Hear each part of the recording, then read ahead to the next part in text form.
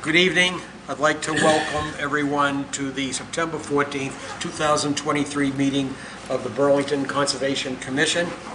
This meeting or hearings of the commission will be held in person at this location. Members of the public are welcome to attend this in-person meeting.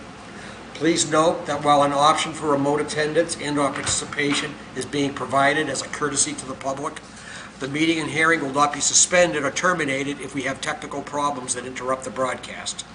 Members of the public with particular interest in any specific item are encouraged to make plans for in-person attendance versus virtual attendance accordingly. Okay, the first thing we need to do is do a roll call. Please signify by saying here or present when I call your name. Commissioner Indra Deb. Present. Commissioner Ed Laturco. Yeah. Not here. Okay. Commissioner Sarah Walensky. Here. Commissioner Rob Sheehan. Here. Commissioner Kent Moffitt. Here. Vice Chair William Boyven. Here.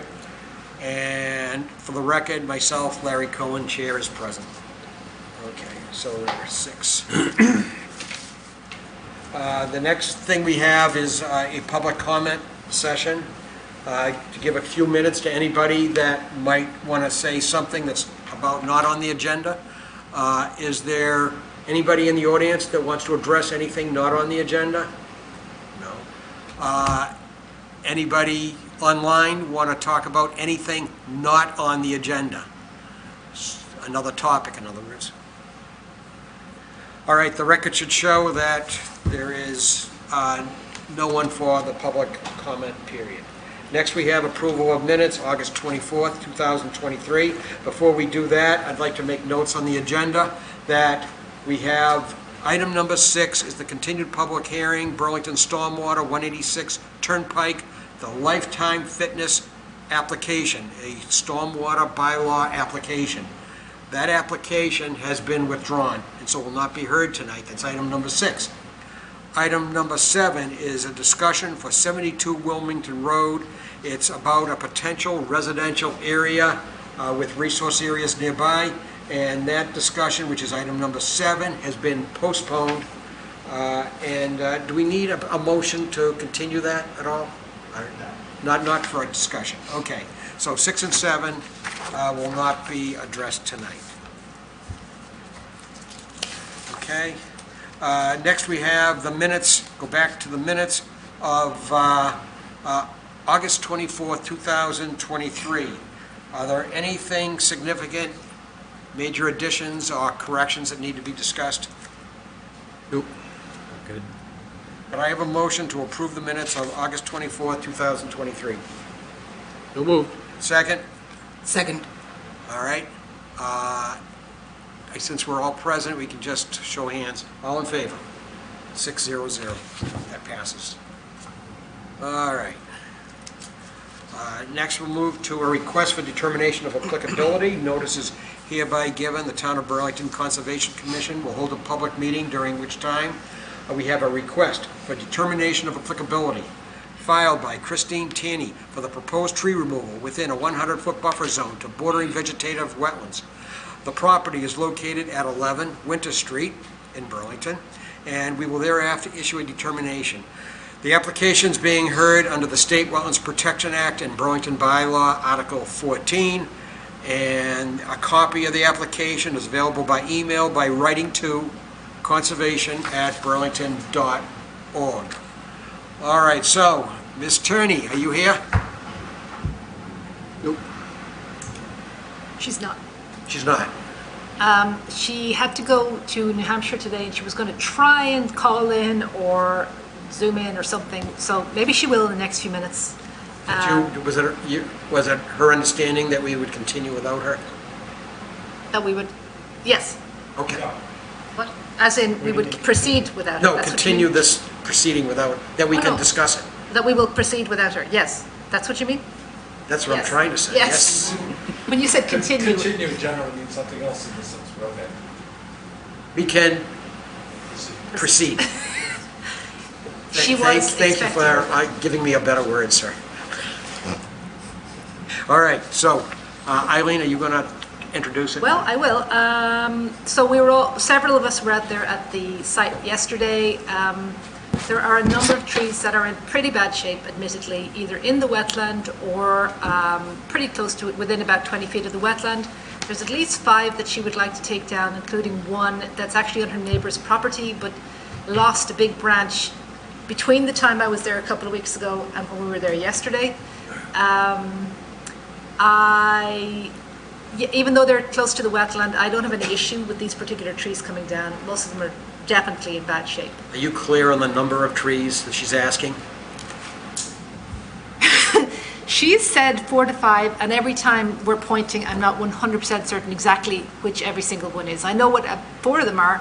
So we did draft a determination, and we did say that staff should go out and kind of confirm which the trees Every were. time she was pointing at the site visit, it seemed like it added up to certainly more than 4. That's what I was kind of thinking too, so it would be good That if they one, were that one, marked. that one, that one, and that one doesn't add up to 4. But definitely most of the ones that were pointed at were definitely in bad shape. Some are double headers, or had 3 leaders. The pine that lost the huge branch, not in All great right, shape. so why don't we go around and see if anybody has any comments or questions? All right, Kent? I guess what's the reason I know they're in bad shape, but like what's the other, is it because they're like close to the house, or is it like, They're not all that close to the house. She does have a fence in the backyard that at least one tree has fallen on in the past few years, and the fence is now crushed. So she's afraid her fence might be damaged again, but I think she's also afraid that next time it might hit somebody. so basically just because they're in really bad shape, basically just for safety? Yeah. Okay, alright, that's all I had. All right, Indra? So is that 2 trees? What I understand from the picture. It's what, sorry? 2 trees or more than that? No. Oh, it's at least 5. At least 5, maybe 6, depending on the discussion. And are all those 5 or 6 in a bad shape? There were definitely about at least 5 that were in bad shape, yes. All those 5? Well, there's 2 that are dead, there's one that's just a trunk that's really, really dead, it Yeah. doesn't have any branches on it. So 3 of them are totally dead. So 2 are dead and 1 is really dead, and the difference between dead and really dead is And then there's another at least 2 that are quite, a few years of being that are in bad shape. So are we all. dead and really dead. Okay. You may be quoted someday. Okay. All right, Bill? Yeah, most of the trees, I agree. There was one healthy maple there that couldn't tell whether she was pointing at it or not, but I didn't think it I needed think to come down at all. I think we're discounting the maple that was in Yeah, location. yeah, but that was really the That only was one kind that of in I the thought. middle of the group? Yeah. The middle left a little Was. bit And there. it's kind of small one. Not really. No? But it It was was, kind of in the front middle. yeah. Yeah, right. But there was also an issue of, there was some dumping of grass There was. clippings and yard waste and stuff that she has to be conscientious of not dumping that into the wetlands or the 20-foot no disturb area. All right, Sarah? I'm guessing I'm reading that the exact trees will be tagged, and are you going to make sure it's a particular number, not above? That is, How was well, that we're enforced? proposing that they should be tagged just because there's a little bit of confusion about exactly. And yes, it will not be more, if it's more than 5, if it turns out to be 6, what we're suggesting is that she would then come back and talk to either me or John to say, okay, fair enough, that one's bad too. And will the native trees be planted prior to the cutting, or at No. what schedule? Just, is it sort of like an understanding you have with this person that she would do it, or is it enforceable somehow? But these are just questions to inform me. Well, when these things happen, the planting is always after the cutting because Okay. you've got to make room. Sure. Is it enforceable? A determination is valid for 3 years, so we will follow up with her. Okay. All right. That's all I've got. Can we make her? If she doesn't, I guess we could go ahead with some sort of an enforcement procedure. Okay, that's all I've got. All right. Rob? I think that back fence is that sort of like a no disturb? where the no disturb area, or is it sort of like this? No, that's actually a good question, and John was kind of wondering that same thing too. We have no record of a filing from this address, or of us saying you must put a fence in there, or of you saying you must put a fence in there. But it did seem to be like potentially it was kind Yeah, of, there's a little bit, so unclear on that, why she needs the fence. and are the trees But that's sort her of business.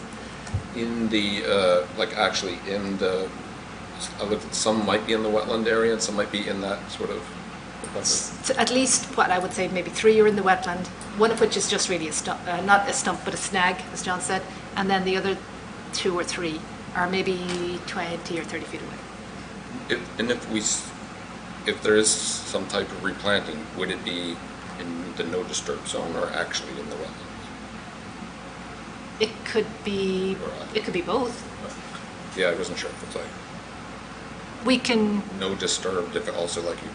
for oh, no plantings as disturb well. doesn't necessarily mean For planting. no planting, I Like, think. okay. It's more of a, Like- would you guys agree? Yeah, I mean, no disturb zones can be replanted certainly to make it function better, as being adjacent to the wetland, yes. I came up with another thought from what you said. If that snag is in the wetland, Yeah. it should stay as a snag in the wetland, I would think. But normally we ask them to cut and leave a snag in the wetland. Like the dead tree should be cut and leave a snag And in the wetland. it was taller than we would normally ask somebody to leave. I didn't personally think it needed to come down, but I know that she's concerned about things falling. I don't see how that's gonna fall, is it, but, okay, well, I just think that that one and the dead tree should be left as snags. If you wanna lower it somewhat, I guess you could, but especially where they are in the wetland. Yeah, my comments are that I think we as a commission can make a decision on leaving 1 or 2 snags and whether we want to leave some wood to help promote the habitat. Okay, so, or we can, the combination of how much of each, we can leave it to the staff to determine that. Okay, we could do that if we would like. That's the first thing. The second thing is, I think there should be a requirement to plant some trees that will eventually provide sufficient shade determined by the staff on how many they should be. Because I think the area is going to be opened up to more sunlight than is healthy for a wetland. Okay, so if we want to specify as a commission, we can specify the amount of trees, or we can specify a range and let the final be discussions with them. We can say 3 to 5 or 4 to 6 trees to be planted of native trees. But I got the impression that the area would be opened up to too much sunlight, and I think we should ask for some compensating trees to be planted. And then finally, do we want to say no grinding of stumps? That's a typical thing. Would you folks as our staff recommend that? I think that was in the proposal you put together, right? Yeah, and I did speak to her today. She wasn't very happy with that, but then that is what we usually do, close to a wetland. Well, you just explain to her, this is what we always do when people take down a fair number of trees. Okay, and Yeah. I mean, I suppose if it was completely rotted and full of insects, you might want to do something with it, but if not. That's why we leave it, so it will get rotted and full of insects, Oh, is that why you? Well, kind of. kind of. Kind of. But I mean, the point is, as I think, Bill, you have expressed that the trees store carbon. They take CO2 out of the air when they're alive. When they're dead, now you have stored carbon. If you grind them up and haul them away and they grind them up, that releases the carbon essentially to the environment. Right. So, There was I think- also, sorry, go ahead. she also mentioned, I shouldn't mind planting trees, but she said, I want them to always stay small. Well, that's not going to offer replacement shade for the wetlands either. There should be a native tree that will get to a full size. I tried to explain that to her. I thought she understood. Maybe she didn't, I don't know, I'm not sure. You know, I mentioned that we always require some trees because a vibrant wetland depends on Right, staying right. cool. Should make it clear somehow that it's not going to be shrubs, it's got to be trees. Right. Just a general question, for trees that are like, you're taking down trees in the wetland, like, I mean, this is before my time, but I don't know what, if you guys were made precedents, maybe like you said, like leaving the trees as part of right up. Like, it's one thing if it's in the, you know, BVW, like boring vegetative wetland, but if it's like you're taking down a tree in the wetland, has there been a write up in the past where you've said just leave it? Because like to your point, you're gonna be grinding up carbon, like if Well, you- sometimes we cut it like, what, 8 feet above the ground and let it stay there, and it provides nesting habitats. Sometimes. We've had requests for people who have had trees fall in the wetlands. and then just leave it. They Okay. want to remove them, and we often say no, we want Okay. them left there unless there's some specific reason, like it's blocking a stream or something. But you haven't said like ones that are in the wetland saying like, okay, we know like leaving the stump, but like also like the rest tree, of the the tree. tree, just take it. And we normally have not left the rest of the tree in there. I missed the end of what Ken said. Are you saying, do we, No, I just didn't know if there's like in the, like, the it's one thing commission if has it's. typically in the past suggested that if you take the tree down, you can actually leave the Yeah, that's what I'm ground. saying, like, have you ever, has that ever been written in? I mean, we can require that 1 or 2 trees be left where it's dropped and left in Especially that place. big for dead that. one, the skinny dead one with no branches there. That would be a good one to leave. Yeah, Like, it's one thing if it's not in the wetland, It's but already if it's dead, like, it's just gonna fall. you know, and if it's in the wetland versus outside the wetland, that's two different Insects things. and the ants and everything to, they go. Not a go deal after. breaker, just like curious. Okay. All right, so I think John and Eileen have heard, and so what we've said, and now let's review the draft. We have a proposed negative conditional determination to review.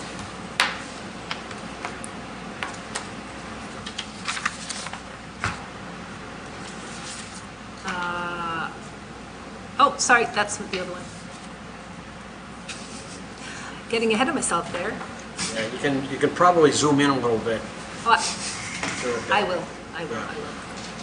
I was on the other one first, the DOT one. Okay, is that big enough? The applicant proposed to cut 5 trees at 11 Winter Street, some in the bordering vegetated wetlands, the rest in buffer zone. The wetland was not delineated. For the purpose of this filing, the commission made no finding as to the exact boundaries of the wetland. The closest trees are clearly within the wetland. All 5 trees are either very diseased or dead. So the commission is voting to allow this to go ahead, only as we just described.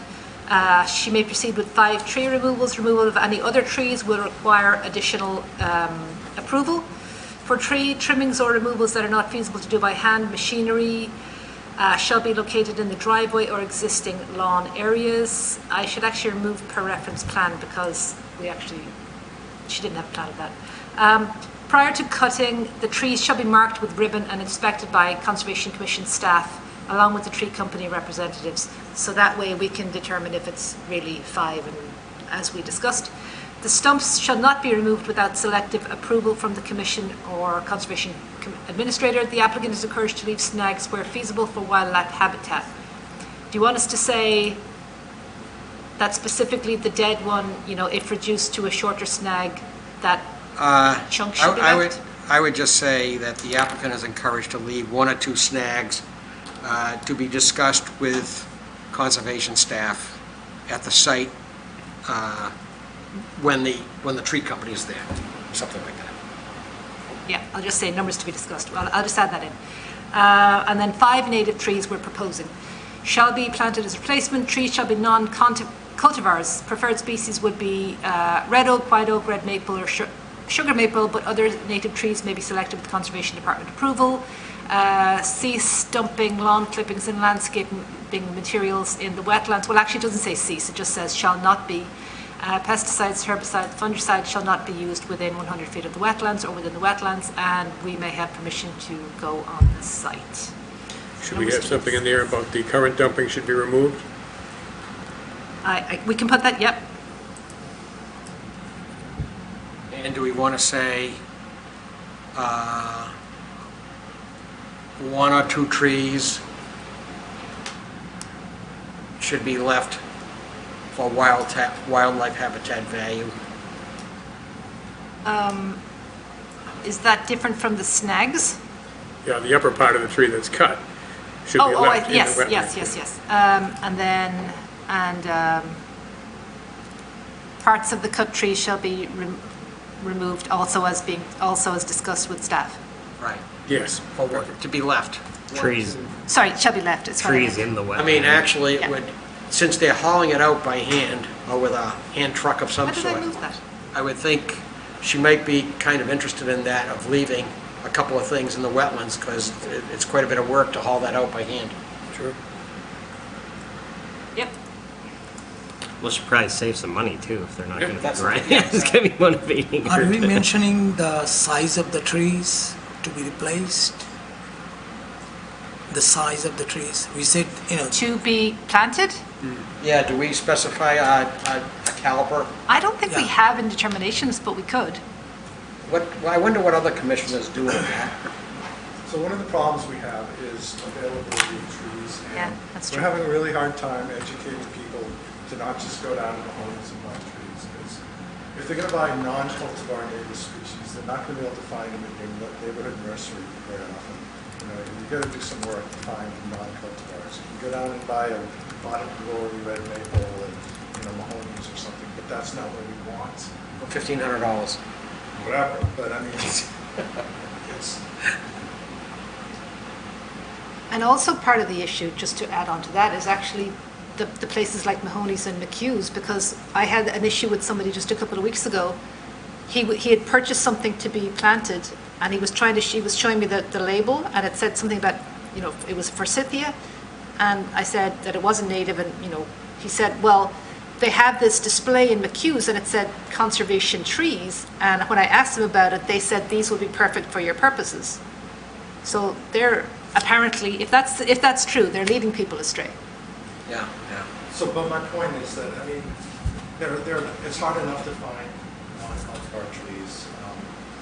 And if you plant a 3-foot tree, it will probably catch up to a 5 or 6 foot tree within 2 or 3 years anyway, because the larger the tree, the harder it is for it to basically get established and start growing. So I'd recommend whatever they can find. I mean, obviously, we're not going to make something like a 6-inch tree.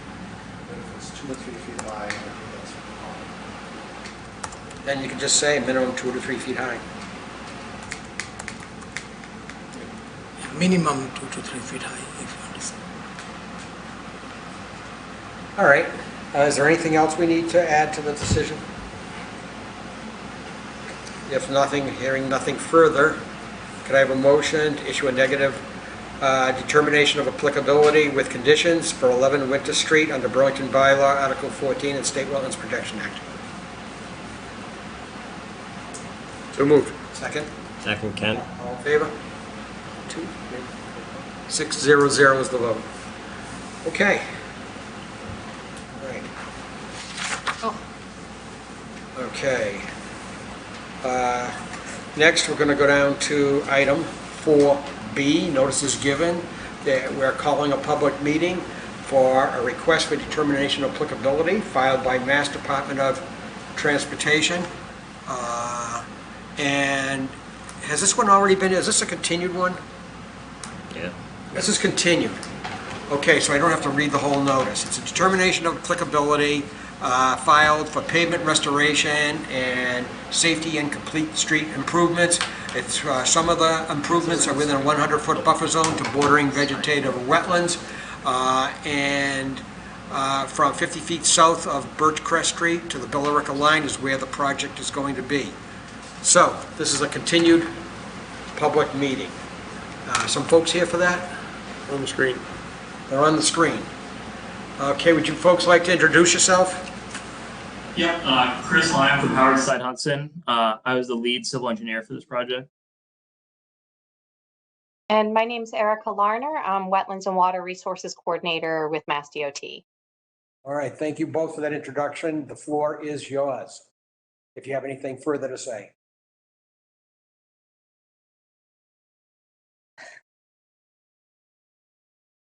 Chris, do you want me to start or do you want to go? It's up to you.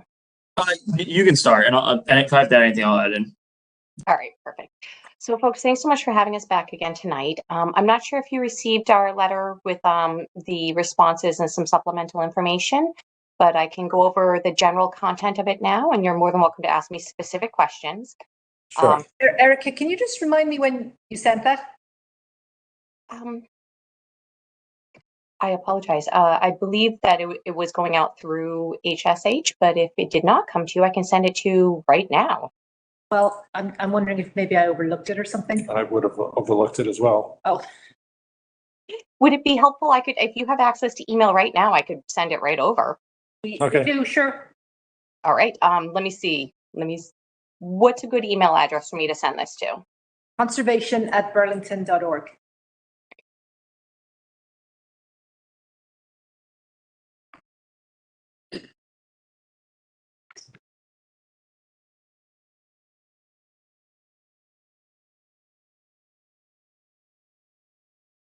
And I apologize. It'll probably have tons of typos because I'm doing it as we go. So while I'm sending this, let me let you know that we took a look at actually the possibility to do the hoods, and I know that that was a major discussion. So I'd like to let you know right off the bat that when we went to go look at it, we spoke to our particular stormwater folks, and we actually have some new data for. They actually did some studies on them as well, but. The unfortunately, when we have the non-deep sump catch basins, when it's 2 feet deep, the hood actually takes up about a foot of settling space and actually reduces the efficacy. So part of what we put in here was the concern that we really don't think that we could in good faith propose those hoods in the fact that they would actually discharge more sediment. What ends up happening is the hoods take up an extra foot of space, and then, excuse me, downloading, here we go. It's because the bottom of the hood is too close to the bottom? Exactly. So you got it. Thank you. I apologize for trying to multitask and not doing it well. Yeah, so basically you take up a whole foot, a half of the settling space. So all the sediment that ends up in the sump and being collected in the catch basin gets churned every time the hood gets a storm coming in, and it churns that up. So it ends up resuspending the sediments. And additionally, the fact that they are meant to treat oil and grease, we just had some recent research where we did a collaborative study with the USGS, and unfortunately for the oil and grease, even with deep sumps, the hoods, they emulsify the oil and grease and actually suspend it and coat the sediment and discharge. So there's actually a reduction in oil and grease removal as well as TSS removal. So I spent 20 years being on the municipal end as an agent. I would definitely be behind things that would protect the resources and reduce contaminants within stormwater. But for this particular location, the hoods are going to be something that would actually create more sediment and contamination into your stormwater. Okay, anybody want to comment on that at all? No one? One question, Eileen and John, do we have the ability to require a 4-foot depth of sump on a state project?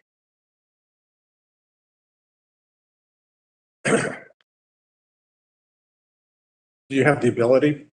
Probably. Do you typically require upgraded catch basins for mill and overlay projects? No. For which kind of projects? Mill and overlay. I mean, you generally reserve upgraded catch basins for projects where they're doing full depth reconstruction generally I'm talking parking lots, not roads. So to be consistent, you don't generally require catch basin upgrades for just a mill and overlay project. I see. But you certainly have the ability. I mean, it's within your right. But traditionally, we usually are dealing in parking lots and less traffic flow than we have on the street like this. If I might be able to let you know, the other part of the supplemental letter that we sent in was clarifying that The repaving in the basically the the milling and overlay is actually a minor exempt activity that the just under 1,500 square feet of impervious, the 1 foot expansion away from the resource area to go to 5 feet. So it's approximately 1,500 linear feet of impervious for sidewalk is actually the subject of this RDA. So the catch basin work, if we don't touch it, the repaving is actually a minor exempt activity. So we weren't planning on touching any of the catch basins other than resetting and repairing anything that would have become damaged during the work, obviously. Did you say it was an exempt activity? Yes, the under it's T roadway repaving is considered a minor exempt activity. So we are filing for the, 1,453 square feet of impervious that would be increased by it's about 1,500 linear feet of sidewalk. So it would appear that that ends the discussion, so to speak. And so even if the stormwater bylaw were applicable here, it's not, because they're exempt from the municipal bylaws. Excuse me, mill and overlay would not trigger the stormwater bylaw. I see. Okay. I guess that, let's move, I guess, to any other points you'd like to make. I think the only other thing is that when we saw the draft decision, some of our concerns were whether or not we could change some of the language for erosion and sedimentation control. Just certain words that are, like, we usually use compost tube instead of filter tube, I believe. We're going to review that draft, so that would be, we can entertain a discussion certainly as we go through it if you'd like. I believe those are other than the draft, I believe those were my main concerns I wanted to make sure you were aware of. Sure. And if there's anything else that you want me to address while we're discussing, I'm more than happy to. Yeah. Erica, you also sent some plans. Was there anything you wanted to go over on the plans? Which we now have received. Great. Thank you, by the way, for pulling up that Word doc. It was hugely helpful, Eileen. Yes, those plans, if you want to look, we just pulled out the figures so that you can see exactly how much we're talking about in terms of expansion of impervious. So the green line is the 1 foot expansion in width of the sidewalk. So we just wanted to pull out so you guys could see exactly what it was that we were talking about for additional impacts in the area so that you could be fully informed of what we were doing. I'd also add, so we communicated with the Billerica Conservation Commission because this was also filed with them, and we got a copy of their decision. And there was actually considerably more work in Billerica within resource areas. They had riverfront area there. So we did get a copy of their decision, and we went through that as we drafted our decision. All right. Okay. So if you are through with your comments, I'll see if anybody on the commission have any comments at this point. All right. So I guess we're at a point where we can do a review of the draft decision, a negative conditional determination draft. All right, Eileen, you want Go through it? Okay. John? No, I'm usually the sharer. That's fine. Sure. Good sharer. Say what? I'm not a good sharer. No, you're not a good sharer. Sorry, let me just calm down now. So this, we started off with the references. I did note that, I don't know if you intended to give us, sorry, I'm looking at you guys, but I actually meant them. Plans that were dated June 13th, they weren't signed or stamped. Had you intended to send us plans that were stamped? Nope. In the last supplemental stuff, we sent over at just before the last meeting in August. Those included stamp plans, because originally we submitted this, we didn't have stamp plans at that time. But that so did it's in one of the updates. Okay, let me just make a note for myself to update that. Updated plans that were sent at some point. Okay, and a note that I'm just going to add in the responses that we just received now. Okay, so the applicant proposed to undertake pavement restoration, safety and complete streets improvement along Route 3A between the Burlington Billerica Town Line and Birchcrest Street in Burlington. Work includes mill and overlay, sidewalk and pedestrian curb ramp reconstruction and reconfiguration of lanes, including striping for bicycle lanes. All work would occur within the existing right-of-way. And then I called out the 3 areas where they're going to be, where I understood that they were increasing impervious. Maybe they're changing something here. Was anything wrong there, or do you just want me to go through it and then we can, okay. No changes are proposed to the stormwater system other than replacement of grates, adjusting catch basins and inspecting structures for structural integrity. Segments of the work were located within the 100-foot buffer to bordering vegetated wetlands and within the 100-foot buffer to the bank of an intermittent stream, neither of which was field delineated. The Commission found the roadway and sidewalk improvements would not detrimentally affect the wetlands, but did not formally approve the wetland boundaries, which were approximated using MassGIS aerial imagery, but were not delineated. So this is a proposed, a negative decision for the work as we described tonight and previously. Prior to beginning any construction on site, sediment barriers shall be installed per the reference plan and inspected. Compost filter stocks, silt dikes, or silt hay bales shall be used. So I think you were saying what was your preference? If it's possible, we would love to see if we could have compost filter socks, 12-inch minimum, silt dikes, or staked straw bales. Filter tubes, silt fences, and staked straw bales. I apologize. Because we generally use compost filter tubes, and you guys may use silt dikes or silt fences interchangeably, but we also use straw. We don't use hay on any of our sites for invasive species control. Substituting the word hay for straw. Yeah, but she also said compost filters tubes instead of socks. What's the difference? Is it not just a nomenclature thing? I have to be honest, I am not entirely sure. I think maybe Chris knows. I thought it was. It is a nomenclature. Yeah, it's a standard item that MassDOT uses. That's the reason for it. Doesn't matter. We can say tubes. It's totally fine. I think it's for our contracts to make sure that there's consistency between the contractor and that they know they have to follow these conditions, and that there's no discrepancy. Yeah. Does this work now? Sorry, I can make it bigger too. That looks great. Okay. And do you folks consider silt dikes the same as silt fences, the black filter fabric? No, silt dikes are the things, they're good for roads and pavements. They're kind of triangular and they're kind of triangular. But you meant, you were saying silt fences. Could we have that as an additional option?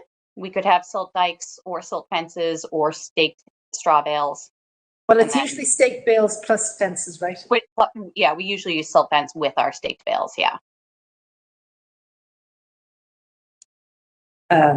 Silt fences. Yeah, yes. Perfect. Okay. The sediment barrier shall remain in place while the work is being done until the disturbed areas have been permanently stabilized, which the conservation staff would approve. Catch basins along the route shall be protected with silt sacks or equivalent, and they shall be maintained regularly. The Commission reserves the right to require additional erosion and/or damage prevention controls if necessary. All disturbed areas shall be stabilized immediately and revegetated within 30 days of being disturbed or stabilized by some method, and we've given some options. There shall be no dewatering permitted on this site unless the Commission has received and approved a dewatering plan, which addresses a dewatering plan. No materials shall be stockpiled within 100 feet of a resource area unless covered and encircled with hay bales. So Maybe we change that to straw bales? It can be straw bales, yes. Thank you so much.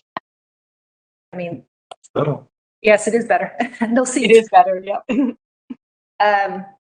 Our commission doesn't actually require straw bales normally. Catch basins within buffers to jurisdictional areas. And okay, this one's going to have to change. We had said catch basins shall be retrofitted with hoods. So I guess we're removing that. If the commission would entertain it. I think. Sorry, say that again, Erica. I was going to say if the commission would entertain it, that would be wonderful. And then we could say that they shall be repaired and where possible. We would entertain what? Removing the hoods because of what she discussed. However, we did put in this option about if they're going to replace the catch basins, then let's go for deeper ones. 4-foot sumps? Is that, Maybe, But we're I not think we'd planning be to fine if replace we them. put where possible. I worry that if we had a catch basin and there was a sewer line or a stormwater line that was below it and we couldn't hit the 4-foot deep sump, could we say where possible? So that if we don't hit that, if we can't hit that depth, then we're not feasible? compliant. Yeah. Feasible seems to allow for the depth issue, doesn't it? The commission reserves the right to reserve, oh, I think we already said that, actually. That might have been erosion control, might have been in twice there, in which case I'll remove that, okay? Number 9? Perfect. I feel like I said that twice. Yes, we did. I'm sorry about that. It was at number 4. We were getting ahead of ourselves. We were just loving the whole erosion controls. You I can mean, do 2 site inspections. It's cool. You can come out twice. It's fine. Any excavated materials not reused on site shall be disposed of off-site in an illegal manner, and no material should be deposited within the wetland. No tracking of sediments onto public roadways shall be allowed, so keep the roadway clean. No cutting of trees permitted under this determination without prior notification and consultation with the Conservation Department. And then upon completion of work, the applicant shall contact the Conservation Department to schedule a final inspection, at which time it will be determined if work has been completed in compliance with this negative determination. Wonderful. All right. Hey, Okay. May Go ahead. I ask Chris a quick question about feasibility for number 11, Chris, with the not tracking and number 10, daily sweeping? Is that something that the contractor that's feasible for them? I don't know their general construction procedures, and I just want to make sure that we don't accidentally violate. They'll have a sweep for the milling process. They'll be sweeping the roadway anyways, so I don't see it being a problem. Perfect. Thank you. It's a very typical requirement that we have, just for keeping, this is a very public road. Okay. Okay, and does the commission have any questions or comments? I have one. Where did we leave off with respect to inspection of catch basins? I think it was, I can't remember. Are you going to inspect the integrity of the catch basins and verify in some kind of written form to us? Where did we leave off with that? I think it was asked last time. Oh.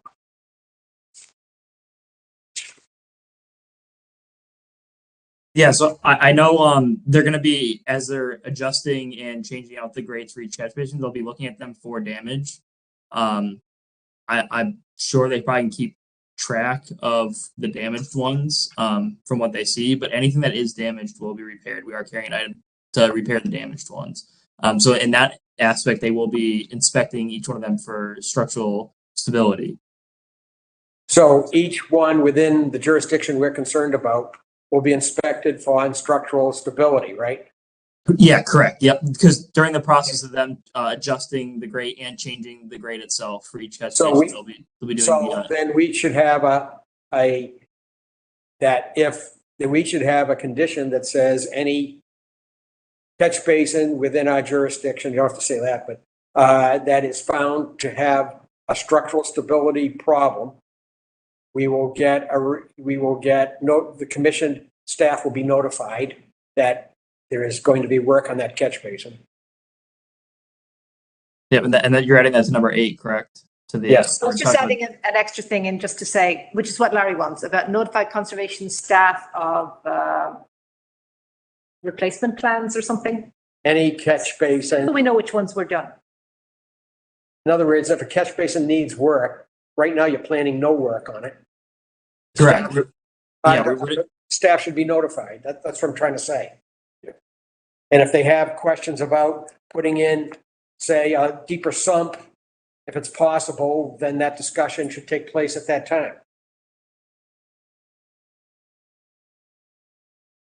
You folks okay with that? Yeah, you're talking about the ones within your jurisdiction, correct? Of course. Are you okay with this wording, Larry? At the moment, number 8 says damaged catch basin. You mean the damaged ones now, right? Damaged catch basins shall be repaired and or replaced with catch basins with 4-foot sumps where feasible.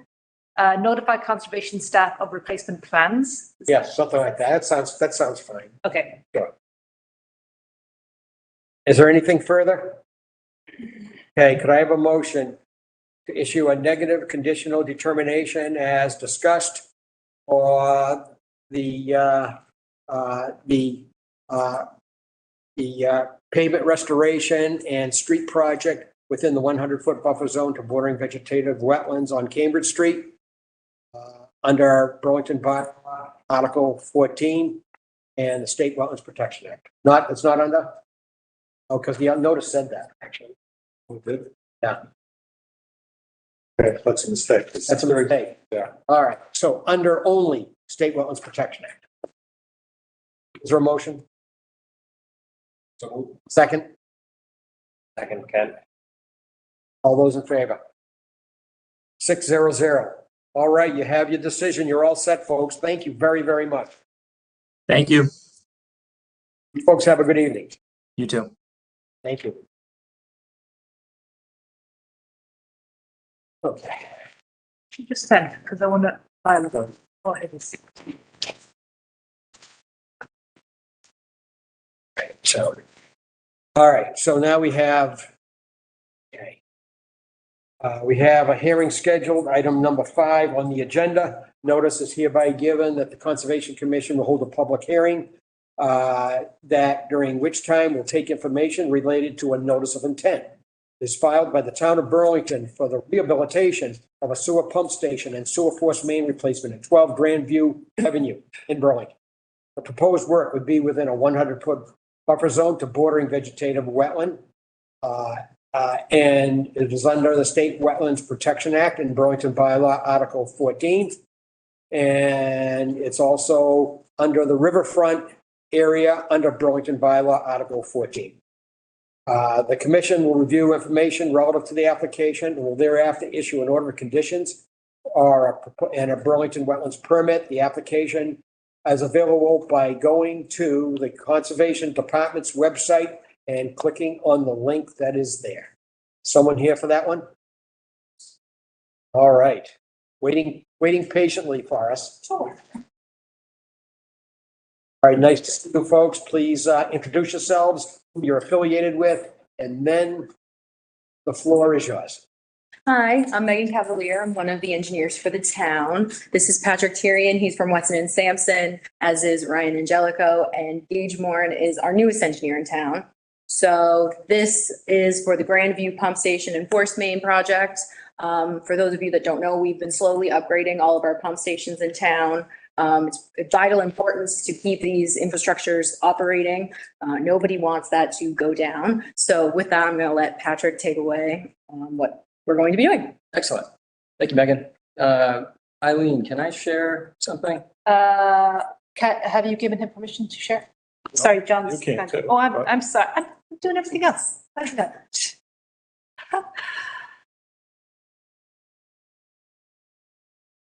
actually don't know how to do that. Well, Okay, I think you can share now, Patrick. okay, hopefully now. Otherwise, I have your material. Okay. I have your plans ready. Let me know if everyone can see the plan sheet here. Yeah. Okay. As Megan mentioned, Grandview Ave pump station we're talking about right now. It's a flooded suction duplex type below grade steel can pump station. It was installed in 1970. It's currently 53 years old and beyond its design life. There's approximately 120,000 linear feet of sewer, gravity sewer upstream. The pump station is located at 12 Grandview Avenue at the end of Grandview Ave. See right here. The pump station, if this is large enough here, pump station site is down here.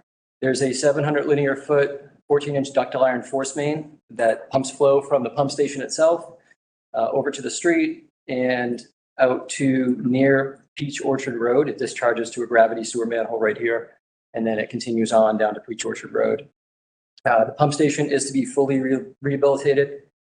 Go to the next sheet here, some more detail on the site. Kind of talk through what the design is at the site. So this is the current paved layout of the site. There's a concrete wet well that is going to be pumped down, cleaned, epoxy coated, and reused. This is the existing steel canned pump station, dry pit, the suction piping that's buried between the two locations. So the steel can is going to stay. All the equipment is going to be taken out of the steel can, all the pumps, motors, electronics, everything. They're going to sandblast or coat the wet well inside, paint it, and they're basically going to put all new equipment inside the wet well, pumps, electronics, HVAC, plumbing, et cetera. Currently, there's a small control cabinet above grade that's going to get demolished and removed. It's old. And the rest, the equipment that's going to be new for the controls, that's currently, some of it's up top and some of it's in the wet well, or not the wet well, the dry fit, is going to be replaced with a new control cabinet. We're thinking kind of over on the side here. And then there's an existing generator on site, which will also be removed. It's actually undersized, and there'll be a new generator put basically in the same location. So the pump station site itself, there's not going to be, besides the manhole on the back, which we'll talk about, the permanent impacts are going to be, it's all in the currently impacted area that we're not going to, there's not going to be much change there. I'm going to talk a little bit about the force main first, and then I'll go back and talk about the manhole that might interest you in the back and why we're deciding to put that in. The force main currently, like I said, is 700 linear feet. And when we did the design, we came up with a few different alternatives to be able to replace the force main. So the force main needs to be replaced as well. It's 53 years old. The force main currently is in the gutter line of the road, really close to basically the grass there.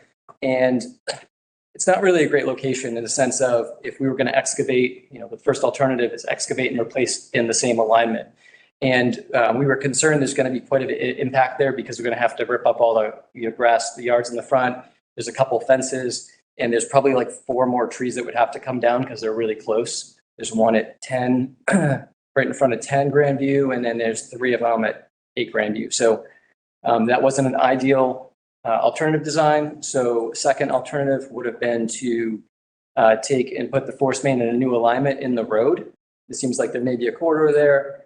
However, there's a lot of ledge on the street, and that would require blasting and or hammering, which would be more invasive too. So what we came up with, we were able to put the system curve together and design the pumps and the piping so that we could actually take that existing 14-inch ductile iron pipe and slip line a 10-inch HDP pipe inside of it.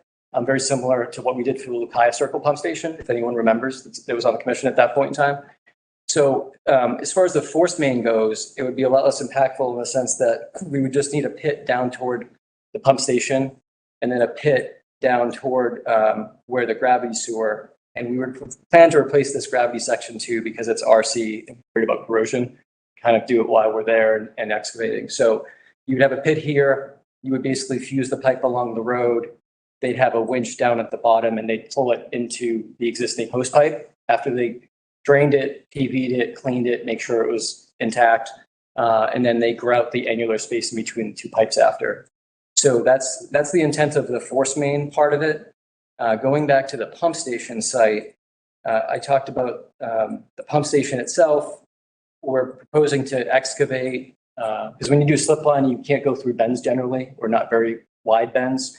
So we're proposing to excavate from here, where they're going to end the slip lining, back into the pump station site and replace that piping as well. And we're going to have to put a bypass connection as part of the bypass. So another item, like I think you're going to be concerned about, is the bypass and the manhole back here. So the existing pump station, the wet well and the dry pit's going to have to be in the dry and offline while the work is being done for some number of months. So in order to do that, we're going to need the bypass flow from 2 locations. There's an 8-inch gravity main that comes from behind Pine Ave, low flow. We're proposing to install a new manhole. There's already a manhole in the street. We have to install a new one so we can put a sump in temporarily to be able to pump from, because some of the service connections back here are pretty low. And if we don't think there's enough room, they might back up when they put the pumps in for bypass, because they have to have some operating range. And then back here, there's an 18-inch gravity sewer coming in from behind the site. And that, actually, this might be a little better to show. So we're going to need to interrupt or get flow from that as well and pump it around the wet well, because the wet well has to be completely dry when it's pumped down, sandblasted, coated. We're proposing to put a manhole in back here because currently the closest manhole that you could potentially bypass from is basically in the stream. It's right next to it. I think the water almost touches it. It's down the embankment in the stream in the 20-foot no disturb zone. It didn't seem like a great situation or location to actually put pumps down there and suck from there. So we're proposing to put this manhole a little bit back here. Basically, after that is done, that would be the first part of the project. The contractor would come in and put that doghouse type manhole in, and then they would, oops, wrong one here. It's a bypass plan. They would set up temporary pumps in front of it, and they'd have their suction piping into that manhole, and they would pump. So the temporary bypass would be set up after this manhole's installed, and there'd be HDPE fused pipe, temporary piping, overland up the street, and then obviously trenched the driveways temporarily while the work is done. So we envision a backup and primary, electric pump, electric primary, diesel backup here, and then electric primary and diesel backup here, and they would tie in together and pump up the street to the discharge manhole during the course of the work. So that's all I have for the design intent and the scope of work. I'm happy to answer questions now. All right, let's go to either John or Eileen to see if they have any comments on the project, please. So as Patrick said, the work is within the 100-foot buffer zone to bordering vegetated wetlands, which is associated with a brook, Maple Meadow Brook, which is down at the bottom of a fairly steep embankment. I think some of you looked down and saw. It's probably intermittent, but it's a regulated stream under our local bylaw. So the only work that would really involve disturbance in naturally vegetated areas would be for that new manhole in the back, where I think one tree and maybe some smaller brush might need to be removed. There's also some clearing of vegetation in front or to the side of the pump station, but that's actually like a monoculture of invasive Japanese knotweed. We do, like John is saying, we do have, this isn't even, we call it a stump. It's not even really a stump. It's like I think it might have been an arborvitae or something similar, and it's like this high off the ground and small. But there are two trees. There's one very close to where this manhole is going to be. It's going to have to come down. This is a 17-foot dig. It's going to be, they're going to have to get a big machine out there, and this tree is just going to get taken down. The other one that we were looking at is this tree here, and it looks like it's kind of far. But the concern is they're going to have a big machine back there. And we actually had a general contractor walk the site with us and asked a couple of concerns. And we actually had a pump manufacturer too to try and see if we could do something besides this.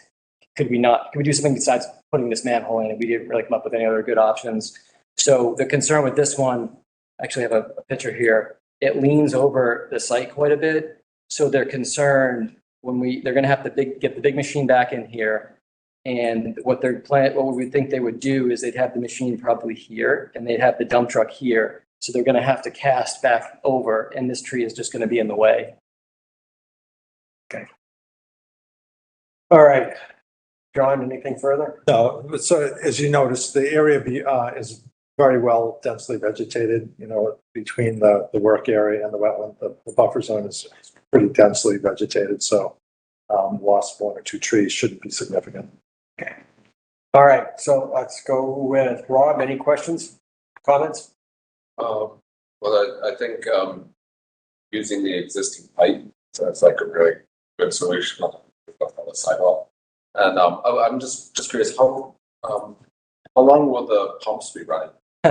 It's a good question. So as Megan knows, sometimes things don't go.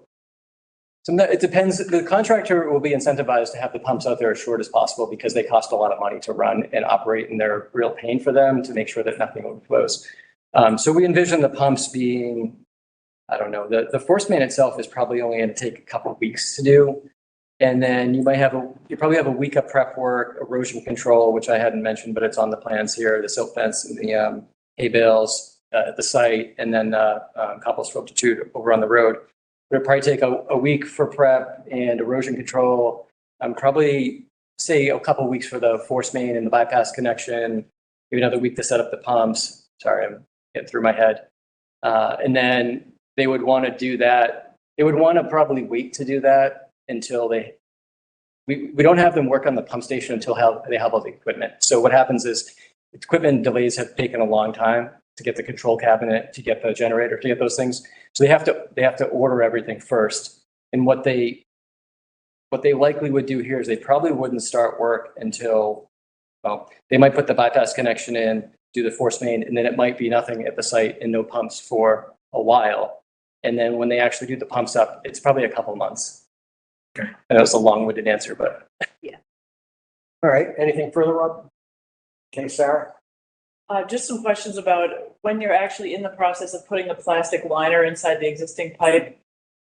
Presumably, the force main is not going to have anything in it at that time. Where's the stuff that was being pumped out of those two locations? Where does it go then? Yep, right. So what will happen is they'll have to set up this temporary bypass pipe first. You see this dash line, temporary force main. So that'll be itself an HDPE fused pipe overland temporarily. So they'll put that on the ground, they'll trench it at the driveways. Way up, They'll- if you have. all the way up to the manhole near Peach Orchard. I have one other question, which is if you're reducing the diameter of the pipe, do the pumps have to be more powerful and the velocity faster to get the same volume per second past any given point? Great question. So what we found is that the force mains in Burlington when they were designed in 1970, luckily, or typically tend to be pretty oversized. So this force main now has a fairly low velocity, like right down toward the bottom of what like the minimum standard would be. So when we put a 10 inch, I forget what the velocity is, it is going to increase it quite a bit from 3 to maybe 6 or 7, which is still in the range of what's a good design point. The pumps will still, even though the velocity will be higher, the head will be a bit higher. The pumps that are going in are basically the same pumps that are there. So it's not a major increase in size of the pumps? It's not an increase in size of pumps at all. They're going to be the same horsepower, 60 horsepower. The new ones will be 60 horsepower. It's not noisier? Yeah, I was just wondering about the sound. Right. No, they're basically the same pumps. Living there. Okay, anything else, Sarah? Nothing. No, okay. I'll go to Kent. Ender, anything further? So you are replacing the pump. What is the existing force main pipe? It's HDPE also? It's ductile iron. Oh. So it's metal pipe. You know, it's been in the ground for 53 years, and I don't know if we had any breaks at this particular site, but I don't think we've had any breaks at this, or at least recently. right. But other ones. pump stations in town that have the same error pipe that's been in the same time the town has had breaks. You're replacing it with HDPE. Yes, plastic pipe. Yep. How you are doing that? You're taking out the existing? No. So what we're going to do, what the contractor would do is they're going to have to set up the bypass and everything. And once the pipe is dry and drained, they're going to dig a pit here and a pit on the other side too. And they're going to cut into the pipe. And then they're going to first clean the pipe, jetter, water, and then they're going to camera it up and make sure there's no, sometimes it could be like a saddle obstruction, like if there was a repair at some point in time that we don't know about, and there's something that's into the pipe that might be in the way, they might have to cut that out. But typically, they would just TV it, make sure it's clear all the way up. They would take the camera out, and when they're ready to do the fusing in the pipe, you know, what we think they would do is they'd want to fuse the whole 700 or 600 feet or whatever it is at once. So they'd fuse it all and lay it along the road. Maybe they'd lay it along here. And then when they're ready, they would do one pull. So they'd set up a winch on the downstream end, and they have rollers that they would pull the pipe down into the hose pipe and winch it. How deep you have to go? Well, this force main's pretty shallow, actually. It's deeper at the top here, but it's still only, what is that, 10, it's about 10 feet deep. There's some sections that are pretty shallow, you know, minimum standard. There's some sections that are pretty shallow down here, so it's less than 10 feet deep. And there's design requirements about how wide the pit has to be and the slope of the pipe going in. Wide you're gonna dig? Oh, for the pit? That's probably only like a 5-foot trench. And it might be 30 feet long though. Think that will stay or it will? They'll have to do some kind of shoring, whether it's a trench box or other. I mean, there's a lot of ledge here, so the shoring might not be an issue. It might be pretty easy. Thank you. All right, Bill. The generator, the backup generator, that diesel or gas? Did you say diesel? It is a diesel. And, how much diesel is stored on site?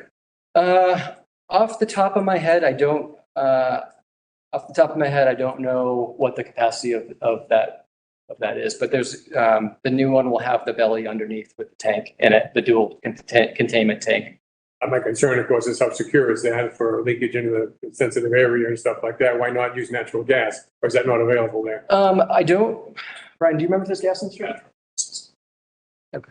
And then I guess separately from that, the town, so natural gas isn't here, I guess it's an option, but in other pump stations, the town has been reluctant to switch over to gas because they're concerned about, you always know you can get diesel. You can go and grab diesel if you need to in an emergency. But if there's a gas disruption, if something crazy happens, like the Merrimack Valley thing a couple years ago or last year, then that was the concern. Right, Megan? Yeah, we would prefer keeping things in diesel so that we can maintain them in case we need them. So we can, what was the answer? Can keep maintaining the pump station if we need to do that. You can replace the diesel. You can't always replace the gas. For some reason, there's a gas disruption, which doesn't happen very It's interesting. Normally, I would have thought if you say where there's more disruption, I would have thought that the supply of diesel would potentially offer more disruption than an underground gas pipe. Usually you're able to go to a gas station, Right. worst comes to worst, and Get some diesel. Get some Yeah. diesel. pretty much. I guess can pump the stuff out. In the case of an emergency, you do what you have to. I guess it's a moot point here anyway. But anyways, I don't think we need to second guess the decision you made anyway, so. Is it on the new manhole that you're installing? From the, around the back of the drawing here, is it true that, are you clearing like 40, 45 feet back in order to, where you're putting the hay bales? Is that how much more you're clearing? There's not much here right now. I don't know if you can see well. In other words, in order to leave room for the new sewer manhole, you have that, 20-foot wide by 40-foot extension on the plan. Back out. Is that area being cleared, or is it already clear, or what's going on? So, and John and I maybe speak this a little bit too, but this area is generally pretty open. There's not a bunch there, and you can kind of see in this picture maybe a little bit. Maybe it's hard to tell. The intent is to have space for the contractor to work to install the manhole, because that's going to be a pretty challenging. If he's clearing, I was wondering if there's a need to ask for some revegetation of some sort. Right, it's mostly herbaceous vegetation in there. It's besides the two trees referenced, it's really just low, non-woody vegetation. Well, what would be your recommendation? Just leave it alone or revegetate? Right, loam it and it would naturally revegetate. Maybe we require some sort of shaded conservation mix or something. All right, so when we get to eventually the decision, we can just keep that in mind. Yeah. I mean, I think that would be our plan anyway, at a minimum, to put conservation mix down when we see conservation mix. Okay. Do we need to replace the two trees being taken out, or it's not, is it your recommendation it's not necessary? I mean, it's up to you. They probably don't really like having trees that close to the sewer line to begin with. Right. And how far away is it from the stream, that area? It's pretty far, right? Scale, this is 10 scale. In other words, I guess what I'm asking is that inner riparian or outer riparian zone? Probably right along the border of that. It's probably roughly 100, I would guess. The one closer to the street is about 50 feet, and the other one is 75. 75 feet from the stream? From the street, from the curb line. From the street? From the street, right? How about from the stream? Oh, from the stream, sorry. Yeah.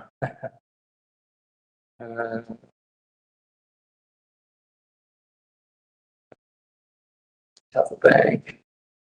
Top of bank is, this one's about 57 feet. The other one is about 40 feet. So it's between, one is 40, one is 57 feet from the stream. Right. Is it pretty? What I'm trying to get at is the shade of those two trees that are taken out important to the riverfront area, or is it not? I'm not sure I see which way to go. I think it's pretty wooded between that area and the stream. So Yeah, for whatever it's worth, we don't have, so we have the trees on here, you know, in the site. We didn't do behind the site before, we weren't going to impact, we didn't do an extensive tree survey over here. So this over here, as you can see in the photo, is pretty wooded along the top of it. All right, well, I think the decision should simply say that conservation staff reserves the right if they think it's needed for tree replacement. Just leave it at that.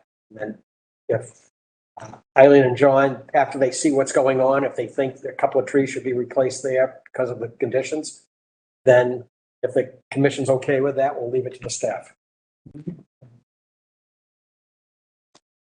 What is your plan for removing the nutweed? You're just gonna cut it and let it grow back? You're gonna try to do some actual removal of what you need for your work? We had planned to have the contractor cut it out and remove it and bag it like the last project, but we didn't currently have anything in there to remove it's going to grow back, right? To remove the roots. Wondering if you had any magic wand or anything you can get rid of this stuff. Are you thinking like a flame Flamethrower. thrower or something? Yes, I John? have another question. So I'm a little surprised there's no butters here. Have you done a lot of public outreach to the neighborhood already, or? I mean, we did the butter notification, obviously, based on the submittal, but besides that, probably. Besides this filing, you haven't talked to people? It's pretty early on. This project probably won't, I mean. I think we're asking for the money for this project in May at town meeting, so this project probably won't start until 2025 would be my guess. I don't even think if we bid it this summer, they would be able to start anytime soon. But I mean, I've been out there, you guys surveyed out there and residents. Haven't even asked questions or anything? I think Ryan's maybe talked to the resident at number 10 quite a few times next to it. And incidentally, I think I think Ryan maybe will speak this, maybe Megan, but they are actually asking to take down all these arborvitaes between the site, which we think is a little weird, but. So it will not start before 2025? Probably not.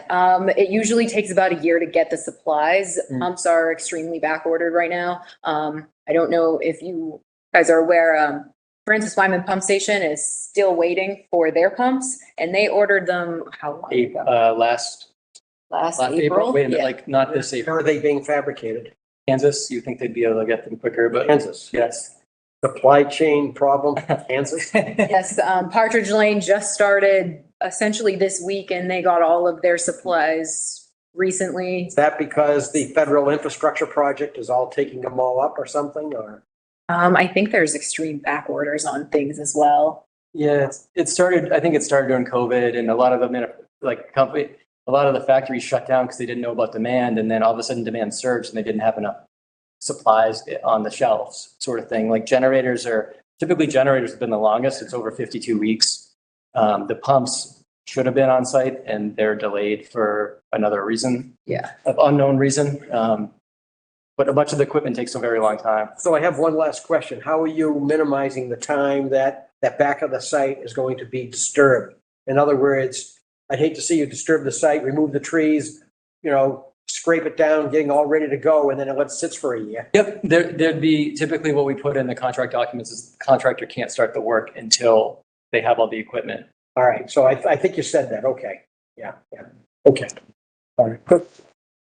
So, is there anyone, this is a hearing, so there's a space for public comment or questions. Is there anyone here, either online or in the audience, which I can see there's no, online, I guess, that would have a question or comment on the proposed rehabilitation of the Grandview Ave pump station? The answer is no comment. So, I did anyone hear of anything that Weston and Sampson, the consultant, needs to provide? I didn't hear anything. Did anybody hear anything? All right, so we're all set. It would seem to close the hearing and issue at the next meeting. Thank you. Thank you. Sound good? Thank you. Thank you very much. See you, Megan. Because Weston and Sampson used EDEP to file, we actually had a file number before we opened the hearing, which I think is a first. What's ED? gonna say, I've never gotten one of those. It may be news to me too. I have to thank our permitting team. EP, John? Basically file electronically with DEP rather than mailing them a notice of intent. And then they issue the number immediately? Apparently, yeah. Faster, Much faster, yeah. it seems. Nice. All right, so I guess we're all set for the next meeting to just issue. Thank you. Excellent. Thank you so much. Oh, yeah. Vote to continue. Thank you. Could I have a motion to continue the public hearing for the rehabilitation of the sewer pump station and force main replacement at 12 Grandview Ave? DEP file number 122-690. Is there a motion to continue to the meeting of September 28th? So moved. Second? Second. All in favor? At 600 in favor. Okay. All right, so now we skip down to administrative things. Any comments for the planning board at all? No. Any subcommittee, staff reports or anything? And just tell you, we are receiving some filings. This was a really light agenda, but we did get the abbreviated notice of resource area delineation for the Fox Hill School project. They filed and they want it opened and continued on September 28th. So it'll be on the agenda. You just open and vote to continue to the. There's no presentation for it. Right. Why do they want to have it opened? They're trying to schedule a joint site walk with the Wilmington Conservation and the Burlington Conservation Commission because they're filing abbreviated notice of resource area delineations with both Concoms because there's wetlands in Wilmington that are within 100 feet of the Fox Hill School. Got it. Okay. All right. All right. So it's just open it and then continue. Correct. All right. And we also have a town meeting coming up. You are a town meeting member? Anyone else a town meeting member here? And Sarah's a town meeting member? The warrant just came out. Okay. It's almost exclusively bylaw articles. There's 10 general bylaw and 3 zoning bylaw things on it. Good news is we're like number 2 on ours, so we're not presenting at 11:15 when everybody wants to go home, which is wonderful. So, and I certainly appreciate all the input from everybody here who had any comments to the presentation. So, what's the date of the town meeting? 27th. September. It's the 27th. That's my anniversary. Okay. Not a big one. That's a Wednesday. I thought they were Mondays. Monday is a Jewish holiday. So just often gets bumped to Wednesday to start. Okay. So could be a one-nighter. I have one important question. Yeah. How many years married? 49. Oh, it's just an odd year. It's just 40. No, 48. Just 40. 25 will be our 50th. Yeah. That's impressive in itself. Oh, very nice. Married when you were 10? Yeah. Born married. It seemed. But I have you beat. I just went to my 55th high school class reunion. Oh, wow. And some people are still vertical. Oh, yeah. Yeah, they're still there. Cool. Yeah. Okay. Other business. Can I just mention, now that I'm looking at the calendar, that we have that presentation that Amy Warfield mentioned about the boards and commissions know your responsibilities. That's the 28th. It is the 27th of September. Is 27th. here. No, it's 28th. Is it? Oh, I wrote down that it was the Town 27th. meeting. Our meeting's the 28th too. Yeah, I mean, so I responded to that and told her I have to leave. Oh, it's the same day? Oh, in that case, I put it on the wrong day on my calendar. 7, so I'll have to leave early. So if anybody wants to sign up, they're making a big presentation on know your responsibilities or something, I guess. Yeah. I don't know. Periodically, they do stuff like that. They bring in a speaker. I'll also point out that all of the commissioners are certainly invited to town meeting, even if you're not a town meeting member. And when they call up the article, you're welcome to come up, please. Be there for questions and answers or anything. No, but we're going to let Bill struggle all by himself with the questions and answers, but. Do you want to give a dry run to us? Because I'd listen. I mean, does it help? I don't know. I've never done it. I have one suggestion, which you can take or leave. I noticed you wrote your talk, and I thought what you wrote was amazing. But I would suggest that when you present it, consider downsampling it to just bullet points to force your mind to interpolate, because then you won't be tempted to read it. I'm not just gonna read And it. and you'll look people in the eye, which is more effective. Very important point. That's why, Right. when I talk to poor people, that really helps. If it's Yeah, really, you don't you're wanna gonna be wanna look at it. Reading or just reading the slides, yeah. The bullet points serve as a key on what Yeah. you want to say. They just remind you, and then your mind puts in the other words. It's often more The process will read. compelling. Bill will definitely not be reading. He's a good presenter. He's actually a good presenter. Can't wait. I hope it passes. Oh, it is this 28th. I put it on the wrong date on the calendar. Oops. Okay. Just a reminder, if you want to sign up for the MACC Fall Conference, just send us a copy of your receipt and we'll get you. Except for Rob, because he's not allowed to again. He spent all our money. Just kidding. No, we encourage everybody to. In Devon, isn't it? All right, so It's in Devon's, right? we have, it's where is the meeting? Al? Devon's? What Devon's? Well, they don't call it Ford anymore, but yeah. Devon's. It's a nice venue, in fact. Yeah. Okay. Do we have anything under other business? No. Upcoming meetings, the next one is September 28th, and the next one in October is October 12th, 2023. Obviously, if you can't make it, let the office know. Anything further? Is there a motion to adjourn this meeting, please? No move. Second? Second. All in favor? 600. Good evening, everyone.